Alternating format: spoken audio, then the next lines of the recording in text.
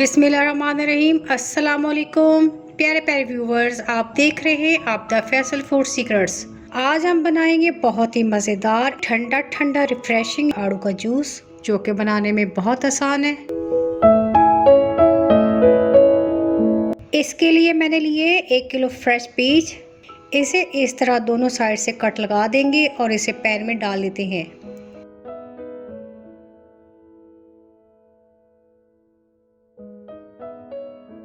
अब इसमें ऐड करेंगे 2 गिलास पानी, 1 कप चीनी, हाफ टी स्पून काला नमक और 2 टेबलस्पून लेमन जूस।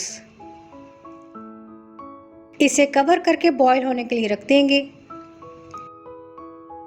पीच हमारे बॉईल हो चुके हैं, फ्लेम को हम ऑफ कर देते हैं।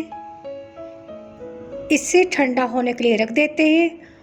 अब इसमें से गुठलियों को अलग कर लेंगे और इसे अच्छी तरह मैश कर लेंगे।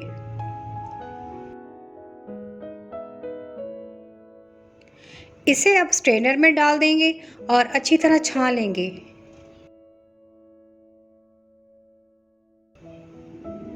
जूस हमारा अलग हो चुका है।